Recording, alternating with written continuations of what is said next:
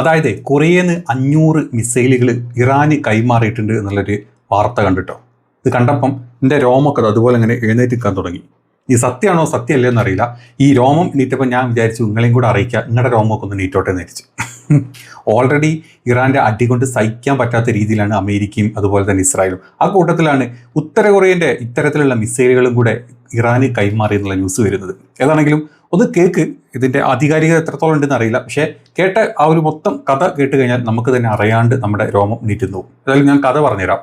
ഉത്തര കൊറിയയിൽ നിന്ന് ഇറാനിലേക്ക് 500 ഹാങ്സങ് 18 എന്ന് പറഞ്ഞിട്ടുള്ള ഭൂഖണ്ഡാന്തര ബാലിസ്റ്റിക് മിസൈലുകൾ ICBM കൈമാറിയിട്ട് എന്നാണ് അമേരിക്കയുടെ കമാൻഡ് ഇൻസൈറ്റിൻ്റെ റിപ്പോർട്ട് പുറത്തോട്ട് വരുന്നത്.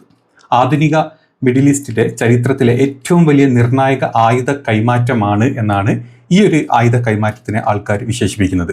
ഇത് അമേരിക്കൻ ഇൻ്റലിജൻസ് ഇൻസൈറ്റാണ് ഇത് പുറത്തോട്ട് വിട്ടിട്ടുള്ളത് എന്നുള്ള ന്യൂസുകളാണ് വരുന്നത്. ഇതിൻ്റെ ആധികാരികത നമുക്ക് 2 ദിവസം കൊണ്ട് അറിയും. ഏതായാലും കഥ ഒന്ന് കേട്ടതുള്ളൂ. ഇതിൻ്റെ പരിധി എന്ന് പറഞ്ഞാൽ 15,000 കിലോമീറ്ററിലധികം ദൂരപരിധിയുള്ള ഈ മിസൈലുകൾ ഇസ്രായേലിൻ്റെ അതുപോലെ തന്നെ മിഡിൽ ഈസ്റ്റിലെ എല്ലാ US സൈനിക താവളങ്ങൾ അതുപോലെ തന്നെ യൂറോപ്പ് കൂടാതെ അമേരിക്കൻ വൻകര വരെ എത്താൻ ലക്ഷ്യം കൈവരിക്കാൻ സാധിക്കുന്ന മിസൈലുകളാണ്. നമുക്കറിയാം കഴിഞ്ഞ ദിവസം ഇറാൻ 4000 കിലോമീറ്റർ അപ്പുറത്തുള്ള UK ബേസിലോട്ട് ഒരു മിസൈൽ വിട്ടിരുന്നു. ഇത്രയും കാലം നമ്മൾ വിചാരിച്ചിരുന്ന ഇറാൻ്റെ കയ്യിൽ മാക്സിമം 2700 കിലോമീറ്റർ വരെ പോകാനുള്ള മിസൈലുകൾ ഉണ്ട് എന്നാണ്. ഈ ഒരു 4000 കിലോമീറ്റർ പോയ സമയത്ത് ഇത് ഏത് മിസൈലാണ്, എന്ത് മിസൈലാണ്, എങ്ങനെ വിട്ടു എന്നൊക്കെയുള്ളത് മൊത്തം ലോകം ചർച്ച ചെയ്തിട്ടുള്ള ഒരു കാര്യമാണ്. അക്കൂട്ടത്തിലാണ് ഈ ഒരു ഉത്തര കൊറിയയുടെ കയ്യിൽ നമുക്കറിയാം 15,000 20,000 വരെ കിലോമീറ്റർ പോകാൻ പറ്റുന്ന മിസൈലുകൾ അവരുടെ കയ്യിലുണ്ട്. നമ്മൾ കണ്ടിട്ടുണ്ട്.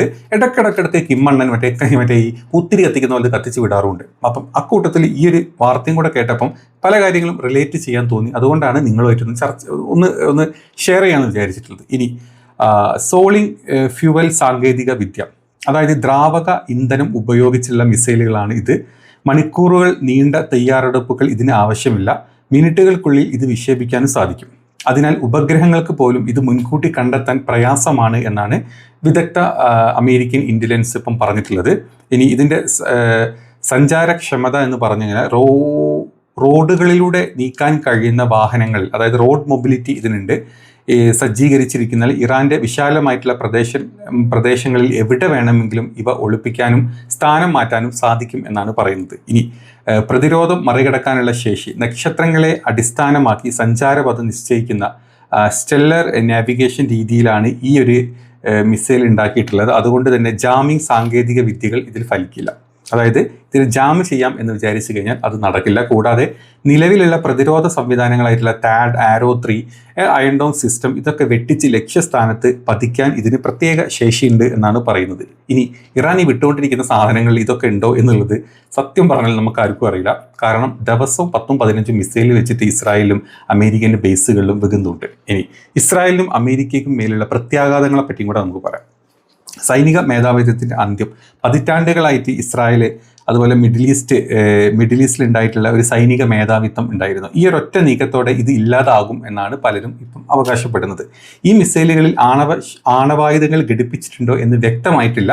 ഇവ ആണവ വിക്ഷേപത്തിനായി രൂപകൽപ്പന ചെയ്തിട്ടുള്ളത്. അതായത് ആണവായുധം കൂടെ വെച്ചിട്ട് ഇത് വിടാൻ പറ്റുന്ന രീതിയിലാണ് ഇതിൻ്റെ സാധനങ്ങൾ ഉണ്ടാക്കി വെച്ചിട്ടുള്ളത് എന്നാണ് പറയുന്നത്. അതുകൊണ്ട് തന്നെ ഈ മിസൈലുകൾ വരുന്ന സമയത്ത് ഇതിന് ഏത് രീതിയിലാണ് പ്രതിരോധിക്കേണ്ടത് എന്നുള്ളത് സത്യത്തിൽ ഈ എതിർഭാഗത്തുള്ള ഒരു കൂട്ടർക്കും അറിയില്ല എന്നാണ് ഇപ്പം റിപ്പോർട്ടുകൾ വരുന്നത്. ഇനി അത് മാത്രമല്ല, ഇനി ഈ മിസൈലുകൾ കൈമാറ്റം ചെയ്ത രീതിയെ പറ്റിയും കൂടെ ഇതിൽ പറയുന്നുണ്ട്. പാശ്ചാത്യ രഹസ്യാന്വേഷണ ഏജൻസികളുടെ കണ്ണ് വെട്ടിച്ചിട്ട് രഹസ്യമായിട്ടാണ് ഈ നീക്കം നടത്തിയത് എന്നാണ് അമേരിക്കൻ ഇൻ്റലിജൻസ് ഇപ്പം പുറത്തോട്ട് വിടുന്നത്. കരമാർഗം ഉള്ള നീക്കമാണ്. അത് കടൽ മാർഗമുള്ള നിരീക്ഷണം ഒഴിവാക്കാൻ വേണ്ടിയിട്ട് ചൈനീസ് മണ്ണിലൂടെ മധ്യേഷ്യയിലൂടെയുമാണ് കരമാർഗമാണ് ഈ മിസൈലുകൾ ഇറാനിൽ എത്തിച്ചിട്ടുള്ളത്. ഘട്ടം ഘട്ടമായിട്ടുള്ള നീക്കം 14 മാസം എടുത്തിട്ടാണ്, കഴിഞ്ഞ 14 മാസം കൊണ്ട് ചെറിയ ബാച്ചുകളായിട്ടാണ് ഇവ കൈമാറിയിട്ടുള്ളത്. അതിനാൽ തന്നെ പെട്ടെന്നുള്ള മുന്നറിയിപ്പുകൾ ഒന്നും തന്നെ ഇതിൻ്റെ കൈമാറ്റത്തിനെ പറ്റി ഒരു ഇൻ്റലിജൻസ് ഡിപ്പാർട്ട്മെൻറ്റ് ലഭിച്ചിട്ടില്ല എന്നാണ് പറയുന്നത്. പുതിയ അധികാരികൾ ഇതോടെ മിഡിൽ ഈസ്റ്റിലെ ഏറ്റവും ശക്തമായ രാജ്യമായിട്ട് ഇറാൻ മാറിക്കഴിഞ്ഞിട്ടുണ്ട് എന്ന് നമുക്ക് എല്ലാവർക്കും അറിയാം. ഇത് ഗൾഫ് രാജ്യങ്ങളെ ഇറാനുമായിട്ട് കൂടുതൽ നയതന്ത്ര അടുപ്പത്തിന് പ്രേരിപ്പിക്കും എന്നും കൂടാണ് പറയുന്നത്. അമേരിക്കയുടെ സമ്മർദ്ദങ്ങളെ അവഗണിച്ച് ആയുധങ്ങൾ കൈമാറാൻ സാധിക്കുമെന്ന് ഇത് തെളിയിച്ചിട്ടുണ്ട്. തായ്വാൻ വിഷയത്തിൽ ചൈനയും യുക്രൈനും വിഷയത്തിലും ചൈനയും അമേരിക്കയും തമ്മിലുള്ള വിഷയത്തിലും ഇത്തരത്തിലുള്ള പ്രതികരണങ്ങളെ സൂക്ഷ്മമായി നിരീക്ഷിച്ച് വരികയാണ് ഈ ഒരു ഇൻ്റലിജൻസ് ഡിപ്പാർട്ട്മെൻറ്റ് അല്ലെങ്കിൽ ഈ ഒരു ഇൻ്റലിജൻസ് റിപ്പോർട്ട് എന്നാണ് ഇപ്പം പുറത്തോട്ട് വരുന്നത്. സത്യത്തിൽ ഇതിൻ്റെ ആധികാരികത എത്രത്തോളം ഉണ്ട് എന്നറിയില്ല, പക്ഷേ ഒരു ന്യൂസ് ചാനലിൽ വന്നിട്ടുള്ള ഒരു ന്യൂസാണിത്. നമുക്ക് നോക്കാം, 1-2 ദിവസം കൊണ്ട് ഇത്തരത്തിലുള്ള കാര്യങ്ങൾ സത്യമാണെങ്കിൽ അതിൻ്റെ ഡീറ്റെയിൽസ് പുറത്തോട്ട് വരും. ഏതാണെങ്കിലും ഈ സംഭവം നടന്നിട്ടുണ്ടെങ്കിൽ, കിം അണ്ണൻ കളി കൂടിയിട്ടുണ്ടെങ്കിൽ ഉറപ്പാണ് പൊട്ടിക്കും എന്ന് പറഞ്ഞു കഴിഞ്ഞാൽ ഇതുപോലത്തെ സാധനങ്ങളാണ് ഇറാൻ്റെ കയ്യിലുള്ളത് എങ്കിൽ സകല വാണങ്ങളുടെയും കുറ്റി പൊട്ടിക്കും. അതാണ് അതിൻ്റെ സത്യാവസ്ഥ.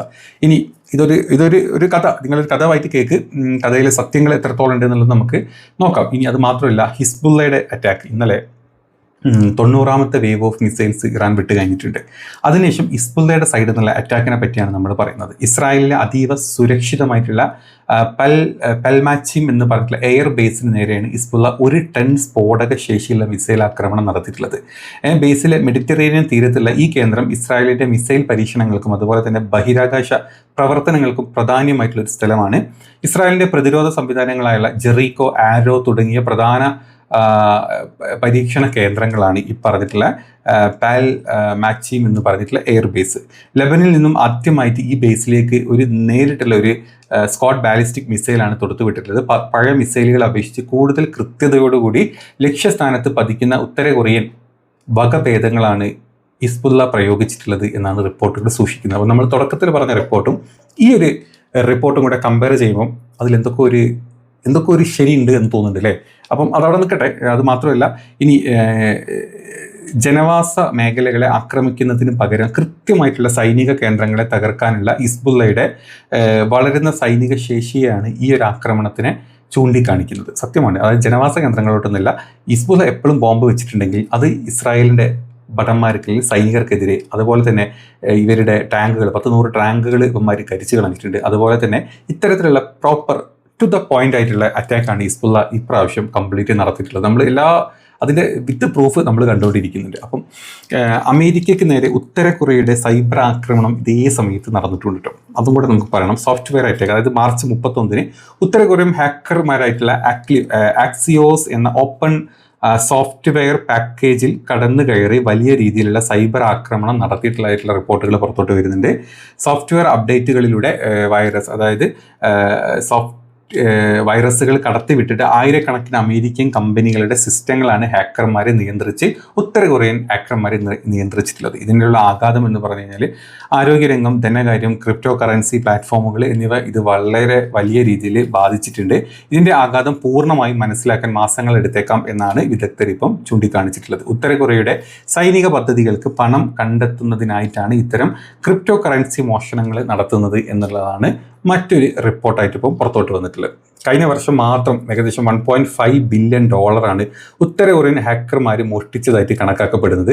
ഉത്തര കൊറിയയുടെ മിസൈൽ നിർമ്മാണത്തിന് പ്രധാനമായും ഈ തുകയാണ് ഉപയോഗിക്കുന്നത്. ഈ 2 വാർത്തകളും വരുന്ന സമയത്ത് രണ്ട് ഡിഫറെൻ്റ് ആയിട്ടുള്ള ചാനലുകളിലാണ് ഈ വാർത്തകൾ വന്നിട്ടുള്ളത്. ഇതിന് കമ്പയർ ചെയ്യുമ്പോൾ ഈ മിസൈൽ കൈമാറ്റങ്ങളും അതുപോലെ തന്നെ ഹിസ്ബുള്ള ഇപ്പം പ്രയോഗിച്ചുകൊണ്ടിരിക്കുന്ന മിസൈലുകളുടെ ഒരു സ്പെക്കും ഒക്കെ നോക്കുന്ന സമയത്ത് നമുക്ക് ഒരുപാട് റിലേറ്റ് ചെയ്യാൻ സാധിക്കുന്നുണ്ട് ഈ കാര്യത്തിൽ അല്ലേ. ഏതാണെങ്കിലും നിങ്ങളുടെ അഭിപ്രായങ്ങൾ പറ ഈ ഒരു ന്യൂസ് കേട്ടിട്ട്.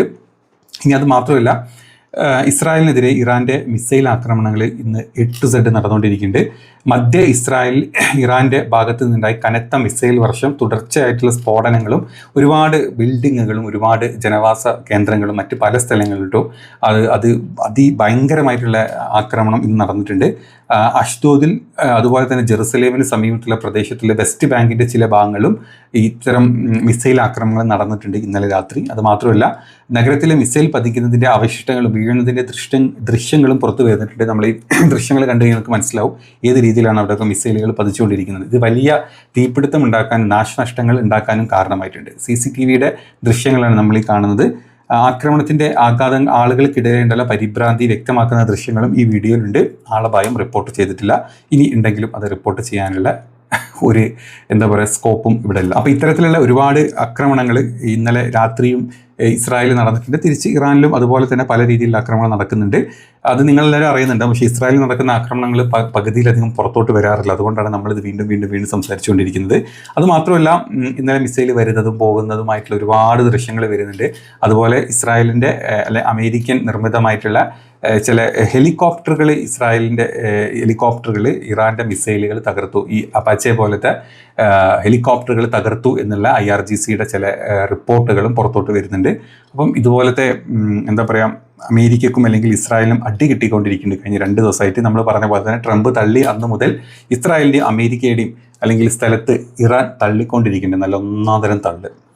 അപ്പോൾ വീഡിയോ ഇഷ്ടപ്പെട്ടെങ്കിൽ, അപ്ഡേറ്റുകൾ ഇഷ്ടപ്പെട്ടെങ്കിൽ മാക്സിമം നമ്മളെ സപ്പോർട്ട് ചെയ്യുക. സബ്സ്ക്രൈബ് ചെയ്യാണ്ട് ഈ വീഡിയോ കാണുന്ന ആളുകളുണ്ടെങ്കിൽ ദയവ് ചെയ്തിട്ട് ചാനൽ ഒന്ന് സബ്സ്ക്രൈബ് ചെയ്യുക. ഇത്ര പൈസൻ്റെ 5 പൈസൻ്റെ എന്താ പറയുക ഇതതിനില്ല, ജസ്റ്റ് ഒരു സബ്സ്ക്രൈബ് ബട്ടൺ ഒന്ന് ക്ലിക്ക് ചെയ്താൽ മതി. മാക്സിമം ആളുകളെ അടുത്തോട്ട് ഈ വീഡിയോ എത്തണം. അതുകൊണ്ട് മാക്സിമം ലൈക്കും ഷെയറും ഒക്കെ നിങ്ങൾ ചെയ്യണം. ഇനി ഇത്തരത്തിലുള്ള അപ്ഡേറ്റഡ് ആയിട്ടുള്ള കാര്യങ്ങൾ നമ്മൾ മാക്സിമം നേരത്തെ തന്നെ നിങ്ങളുടെ അടുത്തോട്ട് എത്തിക്കാൻ ട്രൈ ചെയ്യുന്നതായിരിക്കും. എനിക്ക് കിട്ടുന്ന സമയം പോലെ തന്നെ മാക്സിമം നമ്മൾ ഇങ്ങനത്തെ വാർത്തകൾ ചെയ്യാറുണ്ട്. അപ്പം അടുത്ത ഒരു അപ്ഡേറ്റുകൾ നമുക്ക് വീണ്ടും കാണാം. ബൈ.